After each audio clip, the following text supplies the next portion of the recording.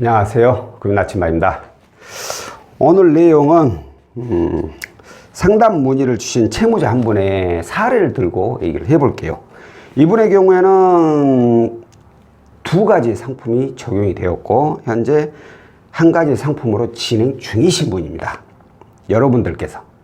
여러분들께서는 이 두 가지의 상품 중에 과연 본인이라면 어떤 걸 선택을 하실지 본인도 한번 생각을 해 보시는 것도 나쁘지 않을 것 같아서 이 영상을 제작을 해봤고요. 자, 이분의 내용을 보면 현재 대기업에서 근무하고 계시고 정규직 직원이시고 당연히 4대 보험이 적용이 되시겠죠.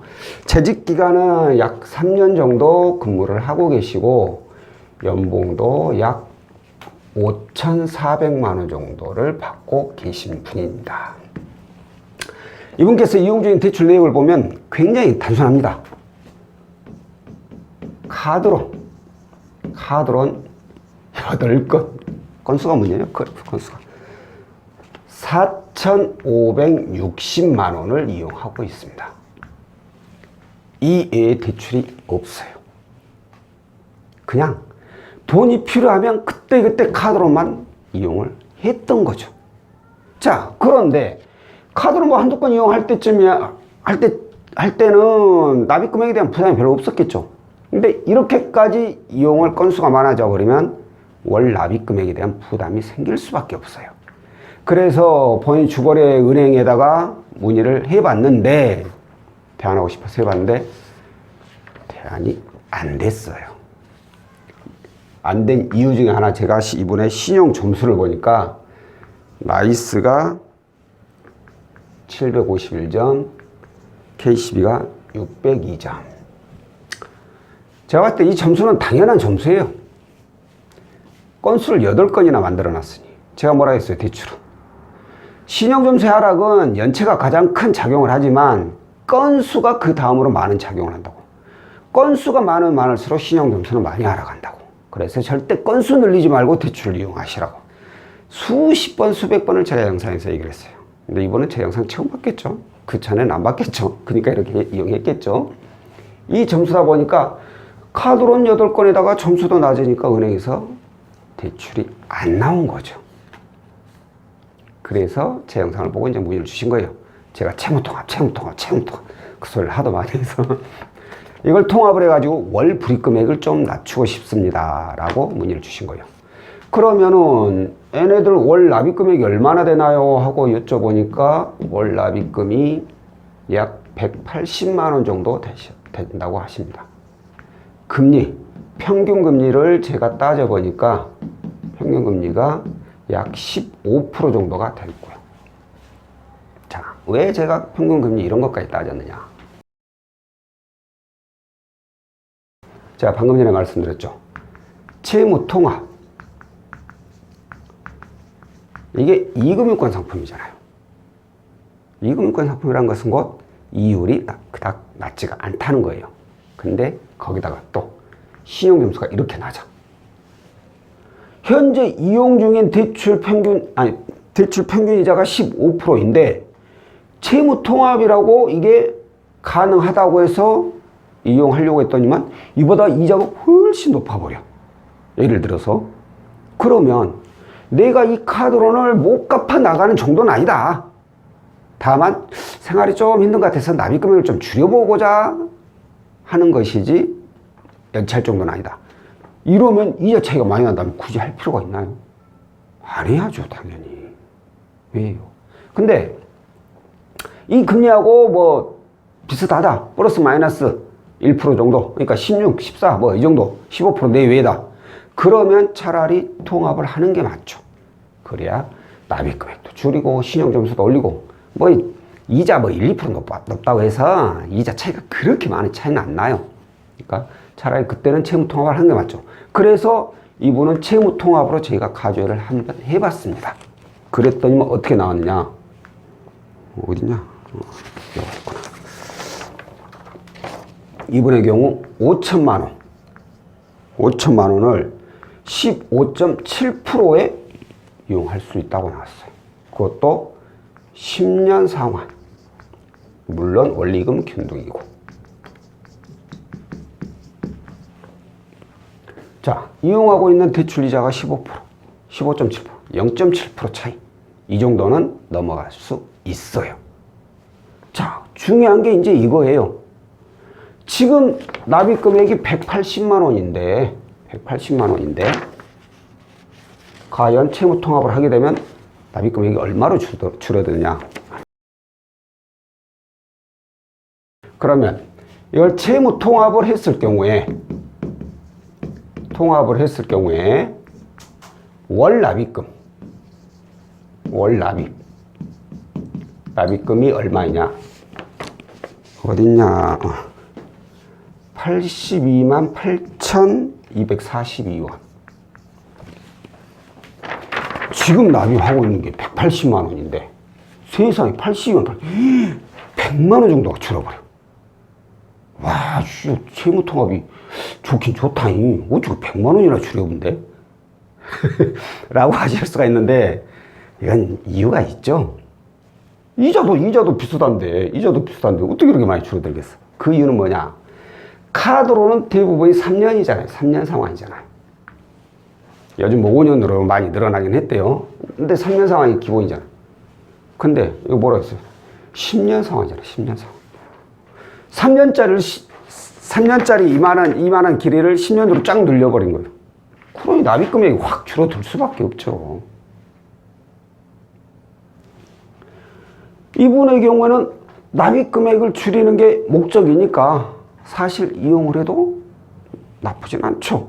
이자가 어찌됐든 간에 좀 상환 기간이 좀 길어져서 이자가 많아지든 어쩌든 간에. 자, 그런데 제가 이걸 보고 채무 통합이 이렇게 금리가 이렇게 나왔다면 차라리 저금리 대안대출은 어떤가요? 저금리 대안대출. 즉 저희가 진행하는 게 통대안이죠. 이건 어떤가요? 라고 했습니다. 자, 저금리 대안대출을 저희가 통대안을 이용할 경우에 A분한테 얘기를 했냐면 연봉이 5,400인데 가지고 있는 대출이 4,560만 원. 회사가 대기업. 그러면 이거 은행 하나로 마무리가 충분하거든요. 특히 이제 요즘 은행에서 적용되는 금리가 약 한 8%가 많이 적용이 됩니다. 8%가. 그러면 이분의 경우 5천만 원을 8%에 받았을 때 월 납입 금액이 얼마냐? 어디냐? 60만 6,638원. 뭐요? 이것은 채무통합은 15.7%로 여기다 8% 적었대. 여기다 해야 되는데 15.7%였는데 82만 8천원. 8%면 거의 뭐 이자가 2배 차이 나는데 납입 금액은 뭐예요? 한 22만 원 정도밖에 차이가 안 나네? 어째 2배가 차이 안 난대? 라고 또 생각하시는 분들이 계세요. 이분 역시도 마찬가지예요. 이자가 2배나 낮아졌는데 어떻게 납입 금액이 이렇게밖에 차이가 안 나죠? 이유가 여기 있잖아요. 이유가 원리금 균등. 이게 뭐예요? 원금하고 이자를 같이 내는 거잖아요. 그렇기 때문에 나는 매달 내 빚을 조금씩이라도 일단 까나가고는 있는 거예요. 그래서 월 납입금은 크게 차이가 안 나는 거예요. 더더군다나 제가 통계하냐고 했죠. 이거의 가장 큰 단점 뭐예요? 바로 수수료가 있잖아요. 수수료도 5천만 원이면 약 500만 원 정도 비용 발생했잖아요. 그럼 된장을 2만 원 수수료까지 주는데 납입 금액은 20만 원밖에 차이가 안 나? 그러면 좀 거시기 한디? 이렇게 진짜 이런 생각을 가지고 계셨어요. 납입 금액 차이가 별로 안 나는데 괜히 수수료만 날리는 것 같다. 그런 생각을 가지고 계셨어요. 그래가지고 제가 그러면 고객님 여기까지 한번 더 들어보세요. 채무통합을 10년 했을 때 이게 총 이자 이걸 계산하면 얼마가 나오느냐? 4,938만 9,012원 채무통합을 했을 경우에 그런데 저금리 대환대출했을 경우에는 총 이자가 어떻게 되느냐? 2279만 6,557원. 얼마 차이 나죠? 2,600이니까 2,770만. 아이, 그냥 넘겨잡고 2,600만 원이 차이가 나버려요. 총 이자가 2,600만 원.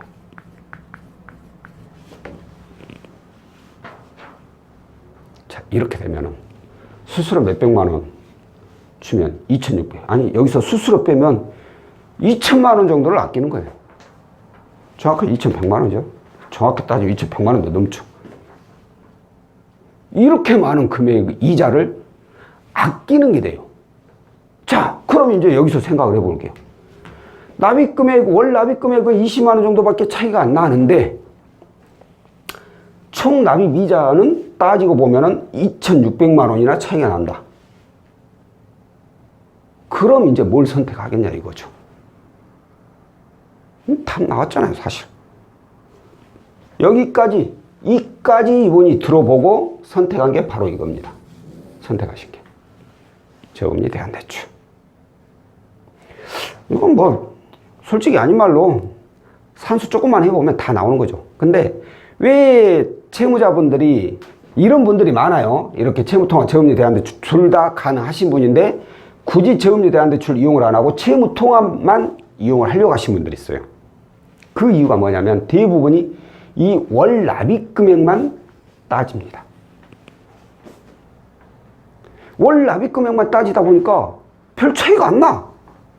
인장을 요것은 수수료까지 이렇게 줘가면서 하는데 납입금 차이가 별로 안 나니까 아이고 이거 하느니 나 그럼 차라리 그냥 이거 할란다. 어떻게 돈까지 내면서 해야 라고 이렇게 생각을 하시고 이걸 계산을 안 한다는 거죠. 이걸 생각을 안 한다는 거죠.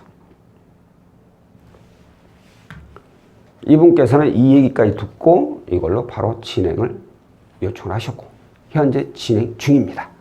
자, 오늘 내용이 뭐예요? 결정은 여러분들이 본인이 하는 거예요. 본인이 하는 거예요. 제가 이거 하세요, 저거 하세요, 저 그런 것까지 간섭은 안 해요.